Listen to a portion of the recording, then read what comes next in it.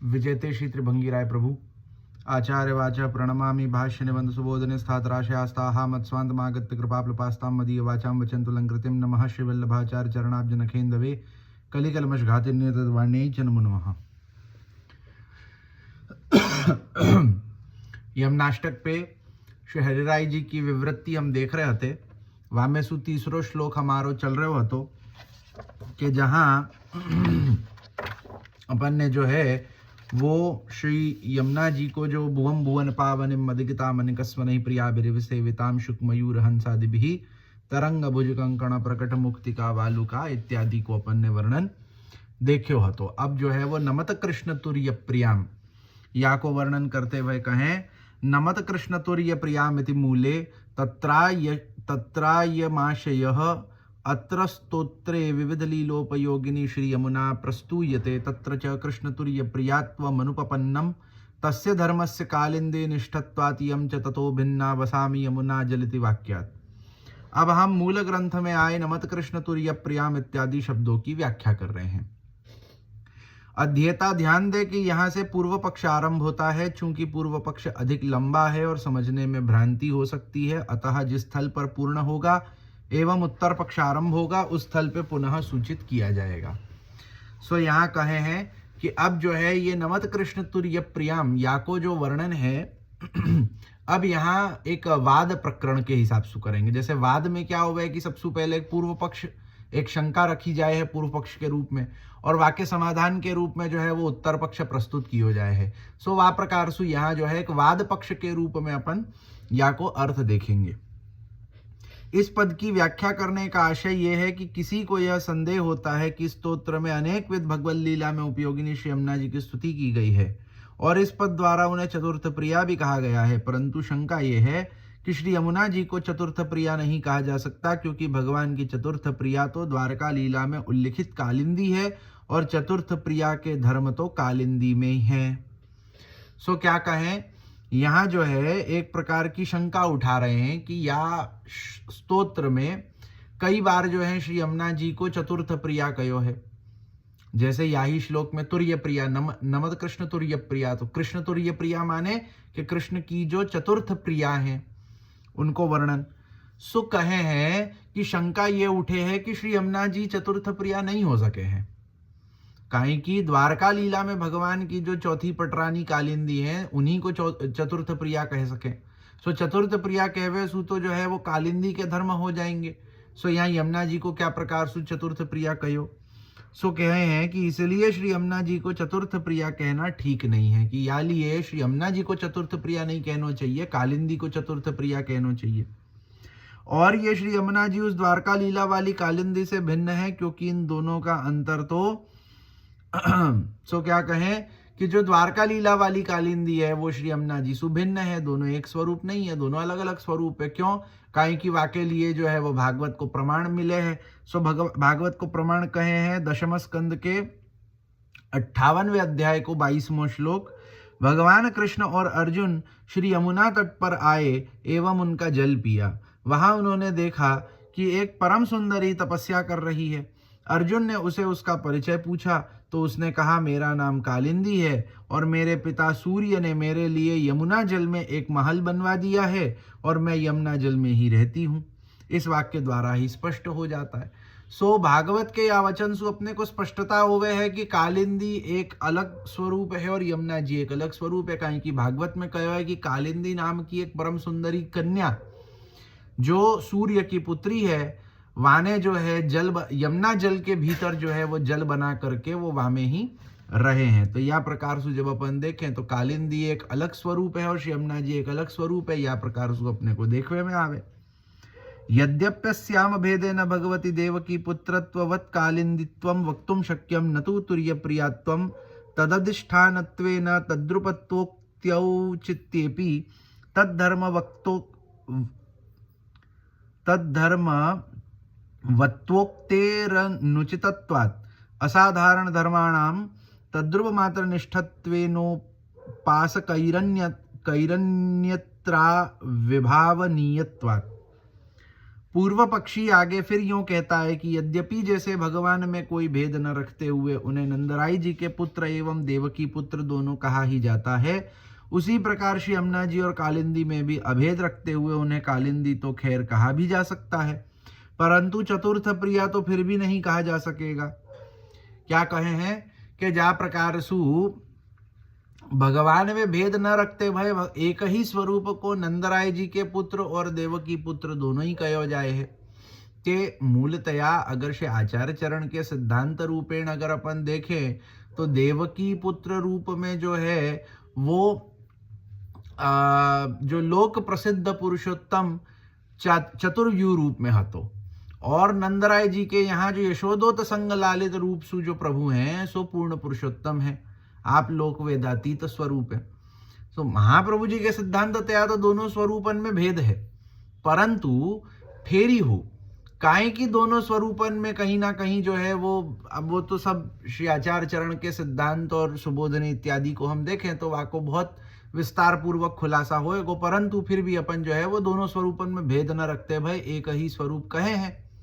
सो वाही प्रकार सु पूर्व पक्षी कह रहे हैं कि वाही प्रकार सु जो है अपन श्री यमुना जी और कालिंदी दोनों को अगर एक स्वरूप माने तो हु ये शंका होएगी कि कालिंदी को तो चतुर्थ प्रिया कह सके परंतु श्री यमुना जी को कैसे कहें, काहे कि कालिंदी को तो ब्याह भगवान सु भयो ही है, तो चौथी पत्नी के रूप में कालिंदी है द्वारका लीला में, परंतु श्री यमुना जी को क्या, यमुना जी के ब्याह को तो वर्णन कहीं आवे नहीं, तो उनको कैसे चतुर्थ प्रिया कह सके।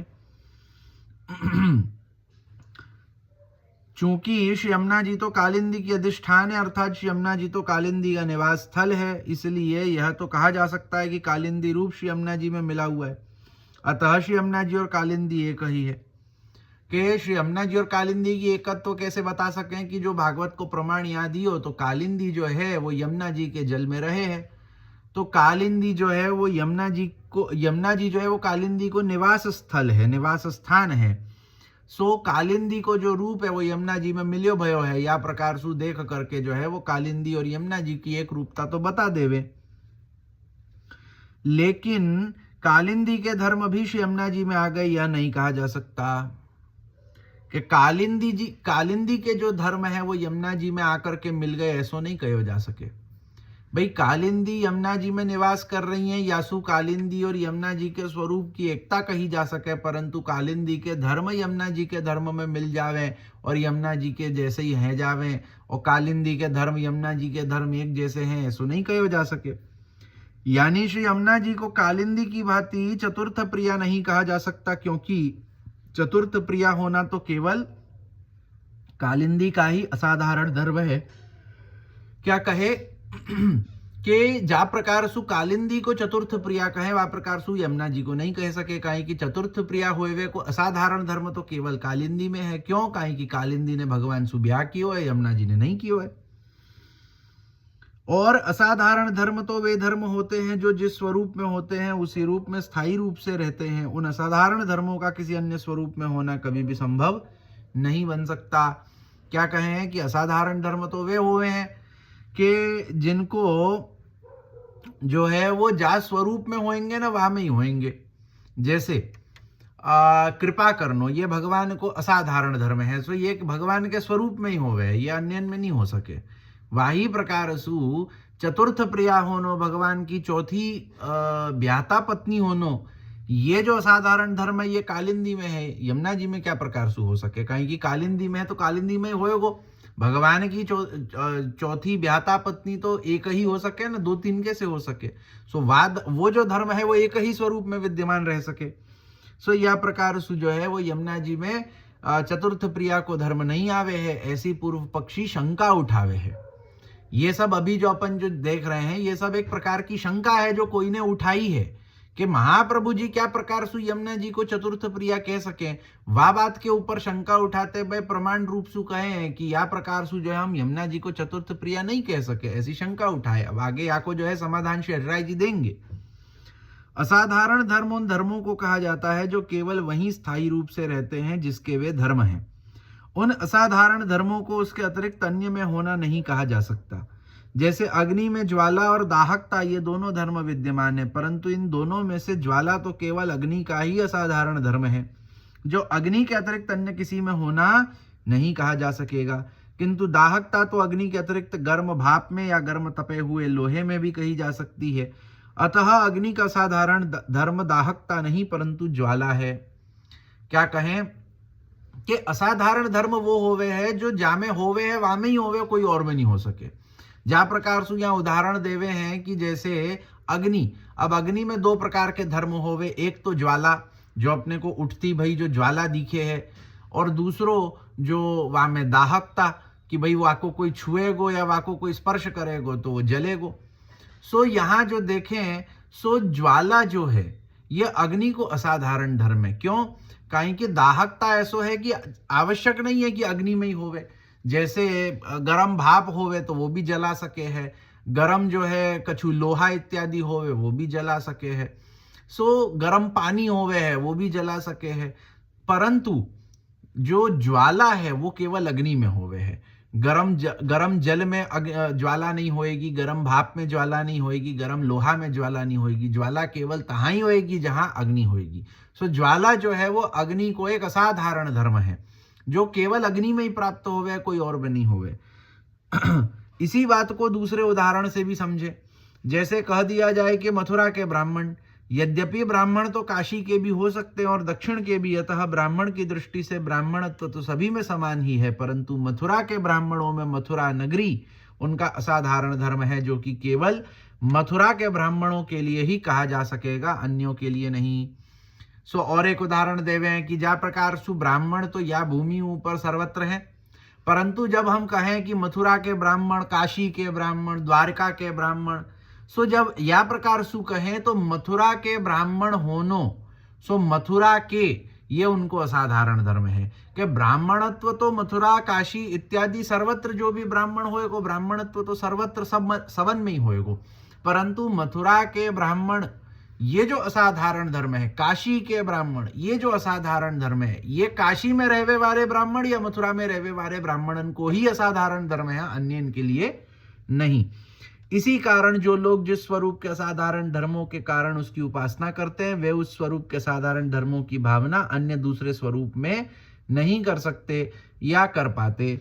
सो क्या कहें कि जब कोई भी व्यक्ति कोई भी स्वरूप के असाधारण धर्मन को देखते भय उनको उनकी जो है उपासना करे है। जैसे कई लोग जो हैं वो कई प्रकार के असाधारण धर्म शिवजी में देखे हैं, यासु शिवजी की उपासना करें। अब जब वो असाधारण धर्मन को शिवजी में देखे हैं तो वो धर्मन को वो कोई अन्य स्वरूप में नहीं देख पावे। वही प्रकार से जैसे वैष्णव है, वैष्णव जब नारायण के प्रति, कृष्ण के प्रति या राम के प्रति जब कोई असाधारण धर्मन को देखे हैं और वह असाधारण धर्मन के को देखते भय उनको जो है वो भक्ति करे हैं, उनकी उपासना करे हैं, तो ऐसे में जो है वह प्रकार के असाधारण धर्मन को वो कोई अन्य स्वरूप में नहीं देख पावे। तभी तो अनन्यता की बात कहे ना, अनन्य चिंतयन्तो माम ते जनाः पर्युपासते इत्यादि जो कहो कि जहाँ अनन्यतासु भगवान को भजन करना, तो अनन्यता को अर्थ क्या कि जा असाधारण धर्मन को हम अपने इष्ट में देखे हैं उन असाधारण धर्मन को कोई और स्वरूप में हम नहीं देख पावे हैं। सो यही प्रकार से उपासना की पद्धति होवे। अन्यथा भावेन योन्यथा संतमात्मानमीति वाक्यात् दोषश्च नहीं सीतापति पुरुषोत्तमोपि रसात्मक श्री गोपी जन वल्लभत्वे नोपासकैर विभाव्यते अन्य धर्मवत्वे नान्य रूप भावने तम यथा यथोपासते तथैव भवति तद्दयितान भूत्वावतिति श्रुतेः स्वाभिष्ट साक्षात्काराभावेन फलासिद्धेः। और यदि वे अपने उपास्य स्वरूप की भावना अन्य किसी स्वरूप में करते हैं तो उन पर जो परमात्मा को वास्तविक स्वरूप से नहीं जानता, आत्मा का अपहरण करने वाले उस चोर ने कौन सा पाप नहीं किया। महाभारत उद्योग पर्व सनत सुजात पर्व 42-37 इस श्लोक में बताया गया दोष भी गले पतित होगा। क्या कहें कि हमारो जो उपास्य स्वरूप है, हमारे जो इष्ट हैं, जिनको हम भजे हैं, जिनकी हम उपासना करे हैं, उनके स्वरूप की भावना अगर हम कोई अन्य स्वरूप में करें तो हु दोष होवे है। सो वाके लिए प्रमाण कहो कि परमात्मा को वास्तविक स्वरूप जो नहीं जाने वो आत्मा को अपहरण करवे वालो चोर है, जाने कौन सो पाप नहीं कियो होएगो। सो या प्रमाण सु देखें सो ये दोष होएगो कि जब हम अपने उपास्य को असाधारण धर्म, अपने उपास्य को असाधारण स्वरूप की भावना अगर हम कोई और स्वरूप में करवे लग जाएं तो भी अपराध बनेगो। कि जैसे श्री कृष्ण को स्वरूप है जो हमारे उपास्य हैं पुष्टि मार्गीय में। सो पुष्टि मार्गीयन के जो उपास्य श्री कृष्ण हैं, उनके जो असाधारण धर्म है, उनको जो असाधारण स्वरूप है, वाकी भावना अगर हम कोई और में करवे लग जाएं, कोई और में करवे लग जाए को अर्थ क्या कि माने जैसे कल को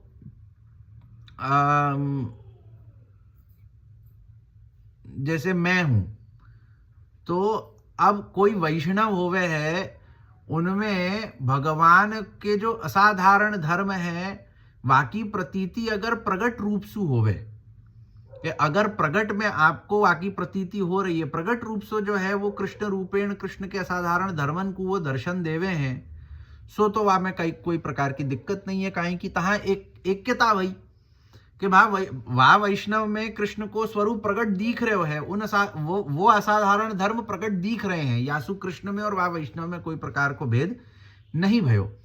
परंतु जैसे आधुनिक जीव हैं, मैं हूं, अब मेरे में कोई हु प्रकार को कृष्ण को जो है वो न असाधारण धर्म प्रकट दिख रहे हो या न स्वरूप प्रकट दिख रहे हो। अब ऐसे में अगर कोई दूसरो व्यक्ति मेरे में केवल भावना करवे लग जाए कृष्ण स्वरूप की, सो ये तो अपराध है जाएगो। कि जिनमें कृष्ण स्वरूप प्रकट न है, न उनके असाधारण धर्म प्रकट दिख रहे हैं, और उनको अगर हम जो है अपनो उपास्य स्वरूप कृष्ण मानते भय जो है उनकी सेवा करवे लग जाए तो अपराध है जाएगो।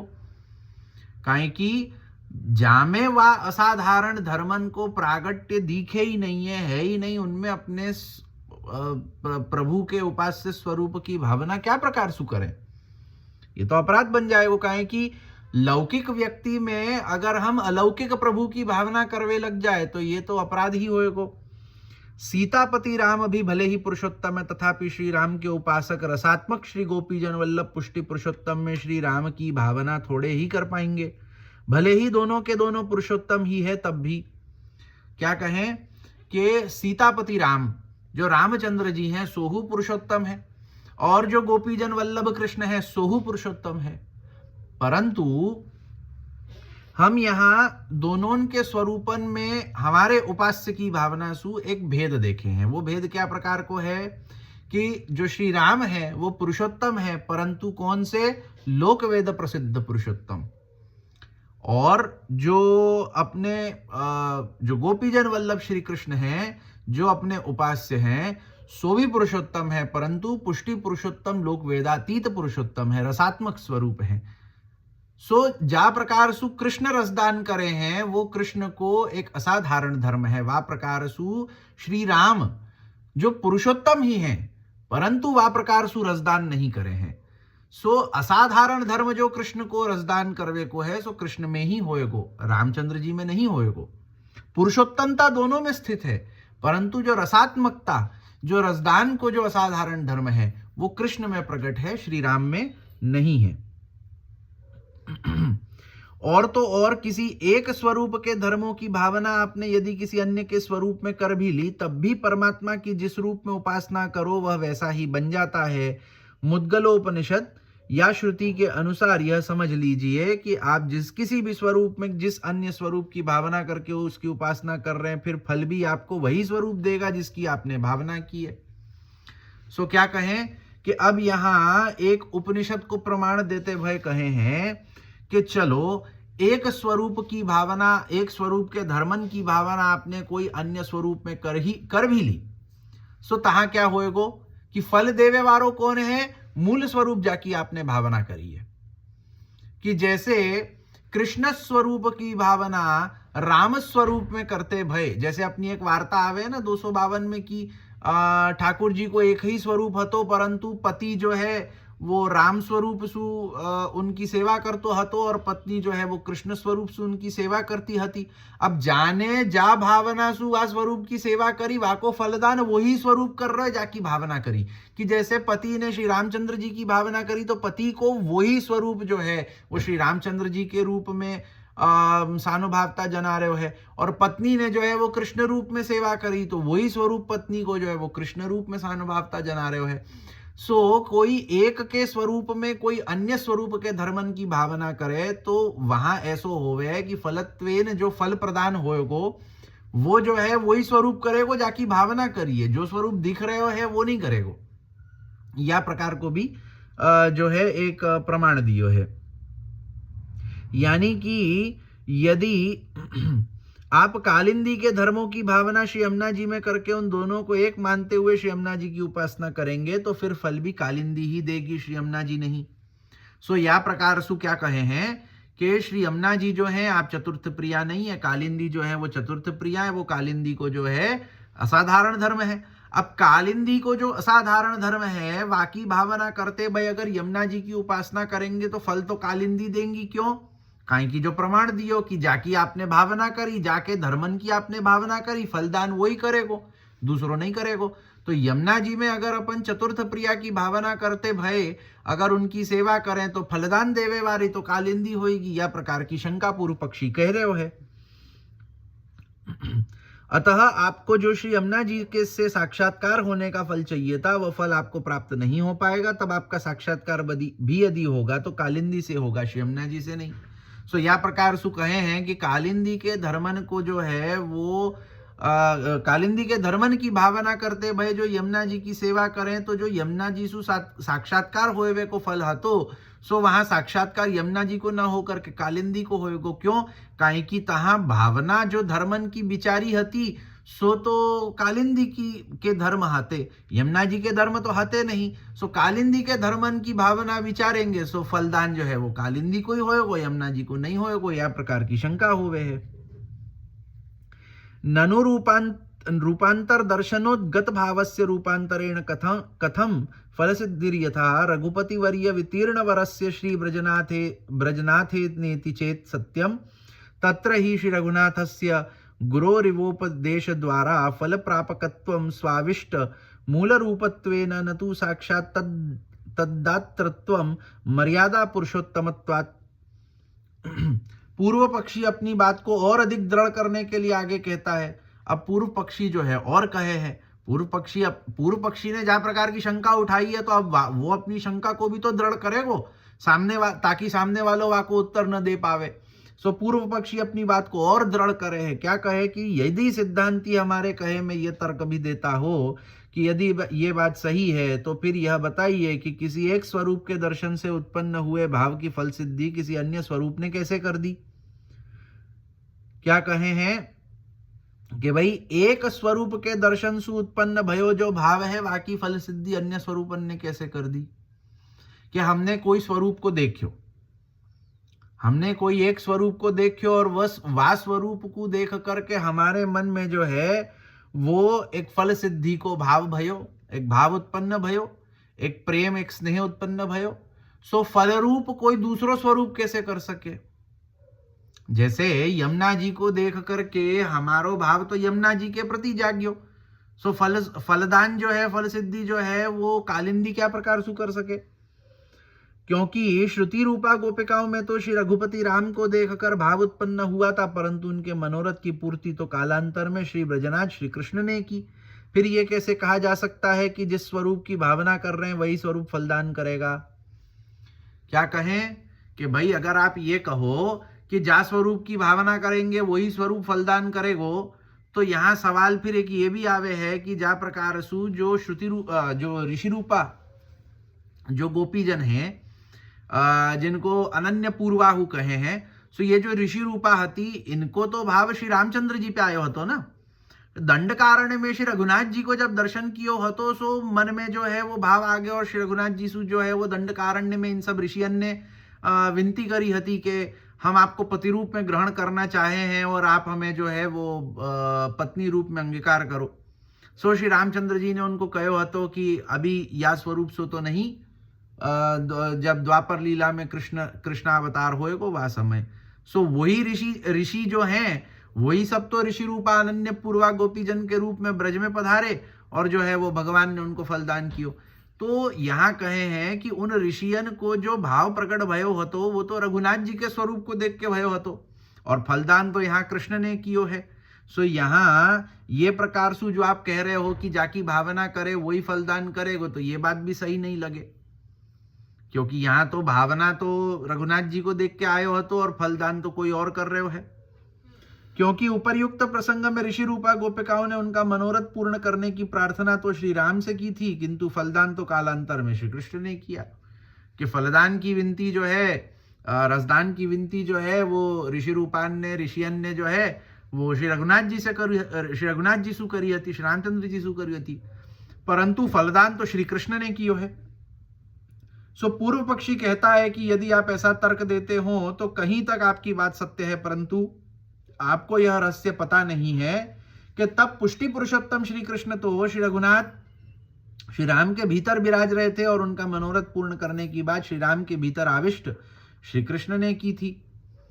क्या कहें कि अब अगर आप या प्रकार से विचार करो कि जैसे देखिए पहले क्या कहो कि कालिंदी के धर्मन की भावना अगर यमुना जी में करें तो फलदान कालिंदी करेगी, या प्रकार सु एक शंका आवे। अब या में समझो कोई ऐसो कहे कि ऋषि रूपान ने तो भावना रामचंद्र जी की करी हती, फलदान तो कृष्ण ने कियो। सो वाही प्रकार सु अगर हम यमुना जी की भावना करें, भले वो धर्म कालिंदी के होए, परंतु यमुना जी की भावना करे तो यमुना जी फलदान करेंगी। कि धर्म कालिंदी के हैं, परंतु कालिंदी के धर्मंसु जा प्रकार सु रामचंद्र जी के धर्मंसु जो है वो आकर्षित होकर के ऋषि रूपान ने रामचंद्र जी की भावना सु विनती करी हती, परंतु फलदान कृष्ण ने कियो। वही प्रकार सु कालिंदी के धर्मन को देखते भय फलदान यमुना जी क्यों नहीं कर सके। सो यह प्रकार की भी अगर बात कहें तो पूर्व पक्षी कहे है कि भाई देखो, जब ऋषि रूपान को श्री रामचंद्र जी ने वरदान दियो हतो फलदान को, सो वहां में जो है वो आवेश तो श्री कृष्ण को हतो, पुष्टि पुरुषोत्तम को हतो। काहे कि रसदान देवे को जो मूलतः या को अपन बहुत विस्तार पूर्वक गर्ग संहिता में देख सकें। गर्ग संहिता के जितनों मो को ध्यान है, वृंदावन खंड में या को वर्णन है कि जहां सबसे पहले ब्रह्मा जी सु या प्रकार की उन्होंने विनती करी हती, फिर ब्रह्मा जी ने जो है वो दंडकारण्य में जाकर के तप करवे की आज्ञा करी हती। सो जो है वो कन्या रूप में जो है वो तप करना बहुत कठिन है भूमि ऊपर, यासु ब्रह्मा जी ने जो है उन कन्याओं को ऋषि रूप दियो, और ऋषि रूप धारण करके वही कन्याएं जो आकर के दंडकारण्य में तप कर रही हती, और दंडकारण्य में भगवान को दर्शन भयो तो भगवान सुविनती करी, श्री रघुनाथ जी सुविनती करी कि आप हमको जो है अंगीकार करके हमको रसदान करो। श्री रघुनाथ जी ने तो श्री रघुनाथ जी ने फिर उनको वरदान दियो कि या अवतार में तो नहीं, कृष्णावतार में तुम्हारो जो है वो इच्छित तुमको मिलेगो, तुमको फलदान होएगो। सो यहाँ कहे हैं कि वास में रघुनाथ जी ने जो उनको वरदान दियो हतो, सो वो रघुनाथ जी ने नहीं दियो हतो, रघुनाथ जी के भीतर श्री कृष्ण पुष्टि पुरुषोत्तम को आवेश हतो।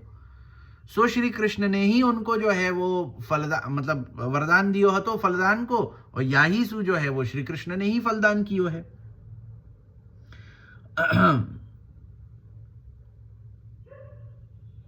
और श्री राम ने तो उन्हें गुरु की भांति केवल फल प्राप्त करने का मात्र उपदेश दिया था, केवल दिशा बताई थी, साक्षात वहीं के वहीं फल नहीं दे दिया था, क्योंकि आखिरकार तो वे मर्यादा पुरुषोत्तम राम के रूप में विराज रहे थे।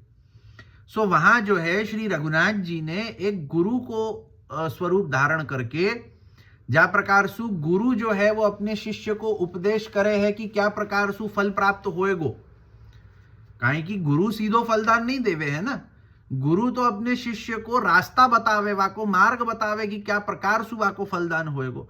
वह प्रकार सु रामचंद्र जी ने यहाँ जो है वो ऋषि रूपान को फलदान क्या प्रकार सु होएगो या प्रकार को उपदेश दियो हतो गुरु रूप में। फलदान तो रामचंद्र जी ने नहीं कियो ना, फलदान तो कृष्ण ने कियो है।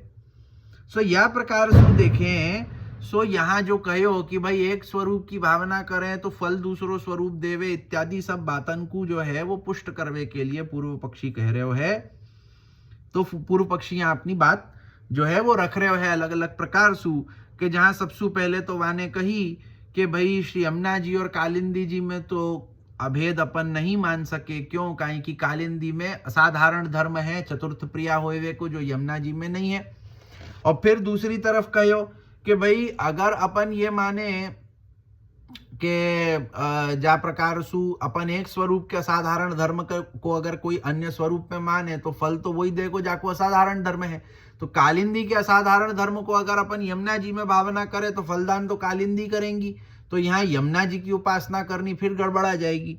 और फिर वहां पे कहो कि जा प्रकार सु रामचंद्र जी ने तो वरदान दियो तो भाव रामचंद्र जी में हतो, रामचंद्र जी के स्वरूप को, परंतु फलदान कृष्ण ने कियो हतो।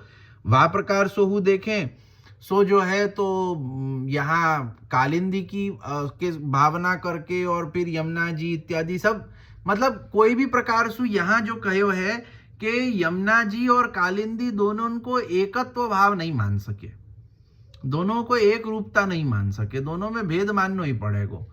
सो अब यहाँ देखो, यहाँ या को पूर्व पक्ष तो अभी पूरो नहीं भयो है, पूर्व पक्ष आगे और आएगो। नहीं थोड़ो ही है, तो ये पूर्व पक्ष अपन पूरो कर ले।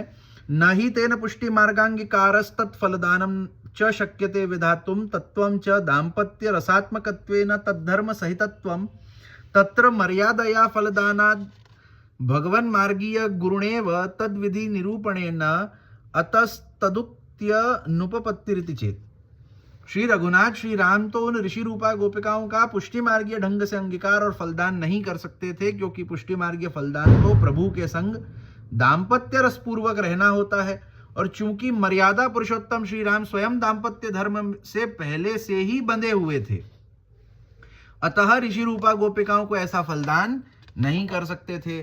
सो क्या कहें कि रामचंद्र जी जो हैं वो इन ऋषि रूपान को फलदान क्यों नहीं कर सकते हते? काहे कि ऋषि रूपा जो गोपियां हती सो पुष्टि मार्गीय फलदान चाहती हती, पुष्टि मार्गीय रूप सु अंगीकृति चाहती हती। अब पुष्टि मार्गीय रूप सु अंगीकृति और पुष्टि मार्गीय फलदान माने क्या कि जहां दाम्पत्य रस पूर्वक रहनो, कि जहां गोपी जन जो है वो भगवान के संग में दाम्पत्य रस पूर्वक जो है वो जीवन व्यतीत करे, वाको पुष्टि को फल कहे हैं। सो रामचंद्र जी तो पहले सु ही दाम्पत्य जीवन जी रहे हते, श्री जानकी जी सु आपको ब्याह भयो हतो, और वाही के साथ साथ आपको ये प्रकार को हु जो है वो आप एक पत्नी व्रत धर्म हते, धर्म को पालन कर रहे हते, कि जहां केवल एक पत्नी होएगी वासु, और कोई और को जो है वो पत्नी को दाम्पत्य को जो है वो रसदान श्री रामचंद्र जी नहीं कर सकते हते। सो जो है काहे की जो गोपीजन हती, ऋषि रूपा गोपीजन, उनकी इच्छा हती दाम्पत्य रस को जो है वो प्राप्त करनो भगवान के संग, और रामचंद्र जी वो कर नहीं सकते हते। यासु जो है वो श्री कृष्ण ने ही ऋषि रूपान को फलदान किया है दाम्पत्य रस को। वे तो मर्यादा पूर्वक ही फल दे सकते थे। हाँ, उन्होंने इतना अवश्य किया कि एक गुरु की भांति उन्हें मनोवांछित फल प्राप्त करने की विधि अवश्य बता दी। सो रामचंद्र जी कहें कि मर्यादा पूर्वक जीवन जी रहे हते, यासु जो है आप या प्रकार सु दाम्पत्य रस को फल दे नहीं सकते हते। यासु रामचंद्र जी ने गुरु के रूप में उपदेश कर दियो कि या प्रकार सु करो तो आप तुमको जो है वो दाम्पत्य रस को फल जो जाको तुम चाहो हो वो तुमको प्राप्त होएगो। इन सभी कारणों से पूर्व पक्षी का कहना यह है कि श्री यमुना जी को चतुर्थ प्रिया नहीं कहा जा सकता। सो ये सब बातन को कह करके पूर्व पक्षी कहे है कि भाई यमुना जी को तो आप चतुर्थ प्रिया नहीं कह सको, काहे कि जा प्रकार सु रामचंद्र जी को एक मर्यादा पुरुषोत्तमता को भाव है, यासु पुष्टि को फल आप नहीं देवे। वही प्रकार सु जो कालिंदी है वो द्वारका लीला वाली और चतुर्थ प्रिया होनो, उनको अपनो एक धर्म है, और यमुना जी जो है उनमें वो चतुर्थ प्रिया को धर्म नहीं है। या प्रकार सु अपन देखें तो कालिंदी और यमुना जी की एक रूपता नहीं कही जा सके, जा प्रकार सु श्री रामचंद्र जी और श्री कृष्ण की एक रूपता नहीं कही जा सके।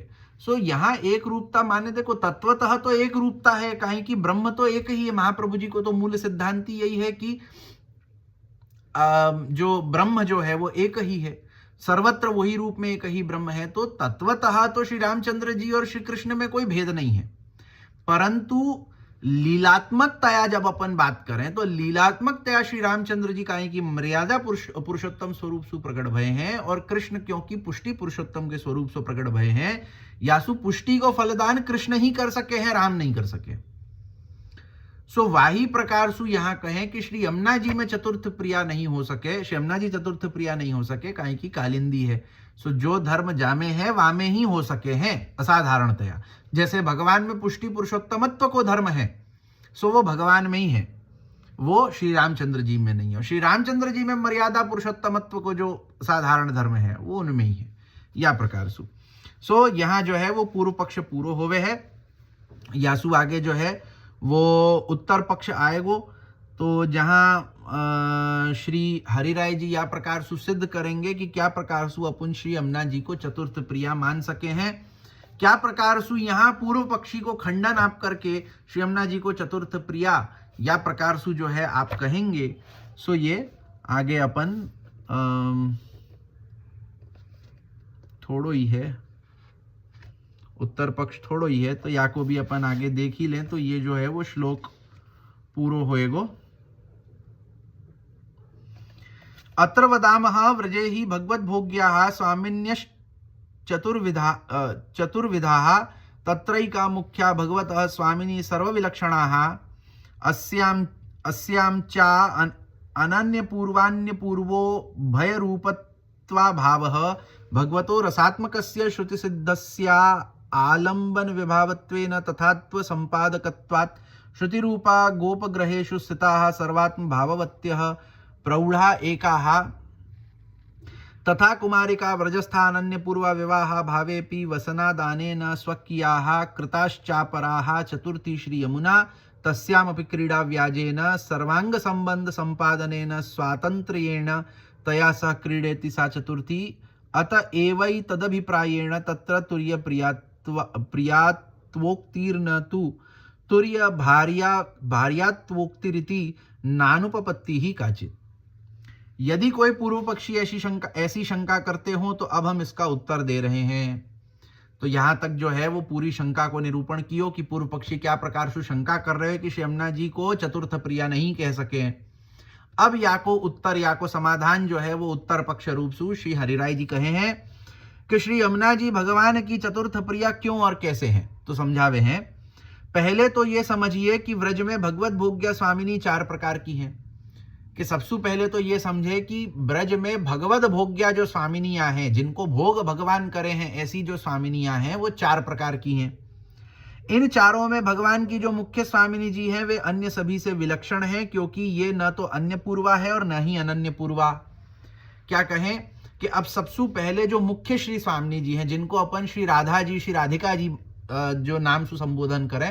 अब अपने यहाँ तो श्री आचार्य चरण ने ऐसो एक बहुत ही सुंदर क्या कहें एक प्रकार रखियो है, एक या प्रकार को एक नियम रखियो है कि अपन जो है वो मुख्य श्री स्वामिनी जी को नाम नहीं लेवे।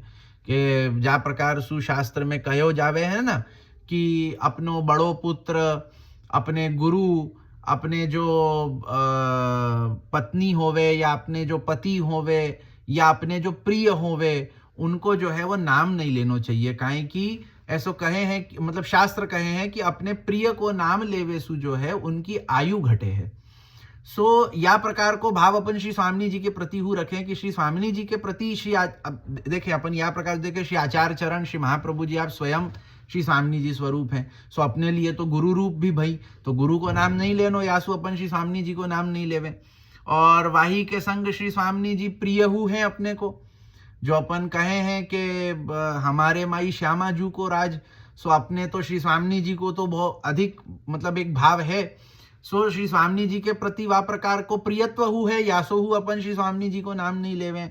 सो जो है श्री स्वामिनी जी को अपन नाम नहीं लेवे। सो जो आपकी मुख्य स्वामिनी जी हैं, मैंने एक संकेत सु कह दियो कि जो श्री राधिका जी हैं, सो आपको जो है मुख्य स्वामिनी को स्वरूप है। सो एक सबसे पहली तो आप मुख्य स्वामिनी भाई, आपको ना अन्नपूर्वा में गिने जाए है ना अन्नपूर्वा में गिने जाए है। अन्नपूर्वा माने कौन कि जो गोप पत्नियां हैं, गोप भार्या हैं, के ब्रज में रहते भाई जितने गोप हते, उनकी जो पत्नियां हती, जिनको उनको जो है हम अन्नपूर्वा कहें, इनको हम जो है वो जो ब्रजभक्त जो ब्रज गोपिकाएं हैं, जिनको हम ऋषि रूपा भी कहें, सॉरी क्षमा करें प्रभु, जिनको हम जो है वो श्रुति रूपा कहें, कि श्रुतियन को जो स्वरूप है, कि श्रुतियों ने जो भगवान सु गर्ग संहिता में देख सके कि श्रुतियन ने जो है भगवान सु विनती करी थी कि आपके लीला को हम वर्णन तो करें हैं, परंतु हमको जो है आपकी वह लीला को अनुभव करनो है। सो भगवान ने जो है उनको वरदान दियो हतो कि द्वापर में जो है वो तुम गोपीजन बन करके ब्रज में जो है वो प्रगटियो, ब्रज में जो है वो प्रगटियो, सो तुम्हारो अंगीकार तुमको फलदान जो है तहां करेंगे। सो जो अन्य पूर्वा हैं सो ऋषि रूपा हैं, सॉरी अरे बार बार क्या, श्रुति रूपा हैं। सो श्रुति रूपा अन्य पूर्वा, और वही जो हैं वो गोप भार्याएं हैं, गोपन की पत्नी है। अब जो अनन्य पूर्वा है, अनन्य पूर्वा है ऋषि रूपा, के जिनको ऋषि रूप प्राप्त भयो हतो और रामचंद्र जी ने उनको वरदान दियो हतो, द्वापर में जो है उनको रसदान की प्राप्ति होगी या प्रकार सु। सो वो अनन्य पूर्वा है, ऋषि रूपा है। सो श्री स्वामिनी जी जो मुख्य श्री स्वामिनी जी हैं, आपको ना हम अन्य पूर्वा में गिने हैं, ना आपको अनन्य पूर्वा में गिने हैं। श्री स्वामिनी जी आप स्वतंत्र रूप से आपको एक अलग यूथ है, क्योंकि मुख्य स्वामिनी जी तो भगवान के श्रुति सिद्ध रसात्मक स्वरूप की आलंबन विभाव रूपा हैं, अतः रस उत्पन्न करने वाली हैं। सो अन्य पूर्वा और अनन्य पूर्वा, इनने तो भगवान सु विनती कियो और भगवान ने उनको रसदान कियो, परंतु मुख्य स्वामिनी जी तो आपको ही जो है वो आलंबन विभाव रूपा है। कहीं कि जैसे विभाव दो प्रकार के होवे ना, आलंबन और उद्दीपन। सो आलंबन विभाव रूपा श्री स्वामिनी जी आप हैं कि भगवान को जो रस है, भगवान को जो भाव है, वह भाव को वह रस को उत्पन्न करने वाली श्री स्वामिनी जी हैं। कहीं कि श्री स्वामिनी जी नहीं होती तो वो रस ही नहीं होतो, और जब वो रस ही नहीं होतो तो वाको दान भगवान अन्य पूर्वान को कैसे करते। सो वह रस को प्रकट करवे वाली, वह रस को उत्पन्न करवे वाली श्री स्वामिनी जी हैं। यासु जो है आपको जो है अन्य पूर्वा और अन्य पूर्वा में नहीं गिने हैं, कहीं कि आप तो मुख्य स्वामिनी, आप श्री ठाकुर जी के हृदय में विराजवे वारी, व रस को प्रकट करवे वारी मूल स्वरूपा हैं। और गोपों के घरों में रहने वाली सर्वात्म भाव वाली श्रुति रूपा प्रौढ़ा गोपिकाएं अन्य पूर्वा का अलग एक प्रकार है। सो जो गोपन के घर में रहे हैं, जो मैंने कहो ना कि जो गोप भार्या हैं, जो गोपन की पत्नियां हैं, सो सर्वात्म भाव वाली हैं, श्रुति रूपा हैं, श्रुति स्वरूपा हैं, प्रौढ़ा है। प्रौढ़ा माने कि उनको जो है एक प्रौढ़ भाव है।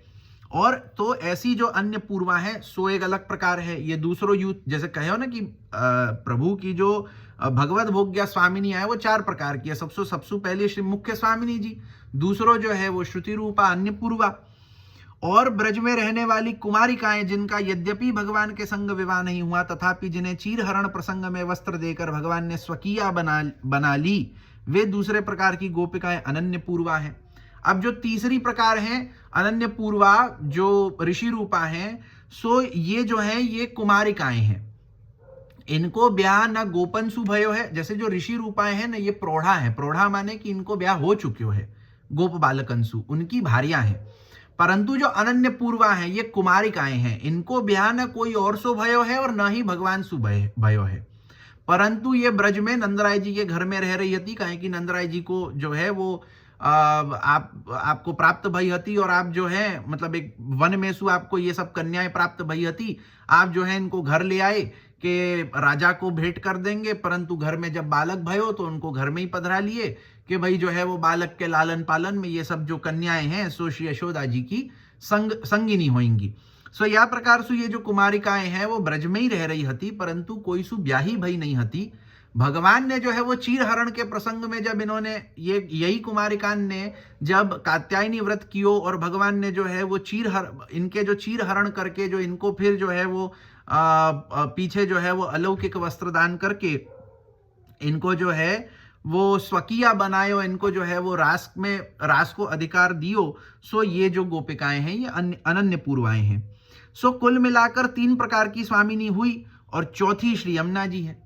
तो 3 प्रकार की स्वामिनी कैसे भाई? सबसे पहले श्री मुख्य स्वामिनी जी, दूसरी अन्य पूर्वाएं, तीसरी अनन्य पूर्वाएं। अब चौथी जो है वो श्री यमुना जी है, क्योंकि भगवान अन्य गोपिकाओं के संग क्रीड़ा करने के बहाने श्री यमुना जी में पधारे और उन्हें भी अपने सर्वांग का संबंध करवाया। कि भगवान जो है वो अन्य गोपिकान के संग क्रीड़ा करवे के अर्थ जो है श्री यमुना जी में पधारे। जा प्रकार से जल क्रीड़ा आदि की और आसमंचाध्यायी में वर्णन आवे भागवत में।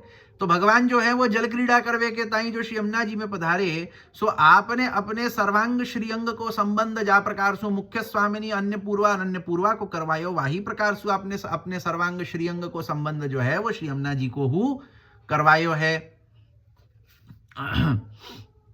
और स्वतंत्र रूप से उनके संग क्रीड़ा भी की। अतः श्री यमुना जी भगवान की चतुर्थ प्रिया है। तो या प्रकार सु अन्य गोपी जनन के बहाने तो यमुना जी को आपने आनंद दियो ही दियो है, वाके अलावा स्वतंत्र रूप से भी आपने श्री यमुना जी के संग क्रीड़ा करी है। सो यासु जो है श्री यमुना जी भगवान की चतुर्थ प्रिया। यहाँ चतुर्थ स्वामिनी के भाव सु आप चतुर्थ प्रिया हैं। यहाँ पत्नी वालो भाव नहीं है कि जा प्रकार सु आपने द्वारका लीला में जो है वो पाणी ग्रहण संस्कार के द्वारा चौथी कालिंदी को आपने पाणी ग्रहण संस्कार करके पत्नी रूप में अंगीकार कियो। यहाँ वह प्रकार सु चतुर्थ प्रिया नहीं आ रहे हो है। चतुर्थ प्रिया माने क्या कि जा प्रकार सु भगवत भोग्य स्वामिनी ब्रज लीला में 4 हैं, सुवा में जो चौथी प्रिया है, जो चौथी स्वामिनी है वो श्री यमुना जी है। इसी कारण ध्यान दे कि श्री यमुना जी को चतुर्थ प्रिया कहा गया है, न कि चतुर्थ पत्नी। इसलिए हमारे कहे में कुछ भी अप्रमाणिक नहीं है। सो यहाँ जो है यमुना जी को चतुर्थ प्रिया कहो है, चतुर्थ पत्नी नहीं कहो है। यहाँ अगर चतुर्थ पत्नी कहते तो कालिंदी आती, सीधी सीधी बात है कि जिनको जो है वो भगवान ने जो है वो पाणी ग्रहण संस्कार करके जिनको आपने जो है वो अपने जीवन में पत्नी रूप में ग्रहण किया, सो कालिंदी है। परंतु यहाँ प्रिया की बात हो रही है कि जिनको भगवान ने रसदान किया है, जिनके संग जो है वो भगवान ने रस क्रीड़ा करी है, सो वहां में जो है वो चतुर्थ स्वामिनी श्री यमुना जी हैं भगवान की। सो यासु श्री यमुना जी को चतुर्थ प्रिया कहनो या में कोई भी बात असंगत नहीं है। ये एकदम जो है वो बराबर श्री आचार्य चरण ने प्रमाण युक्त बात कही है। सो यहाँ ये अपनो जो चौथो श्लोक तीसरो श्लोक पूरो होवे है। या के आगे चौथे श्लोक को प्रारंभ फिर आगे अपन करेंगे। श्री वल्लभाधीश की जय।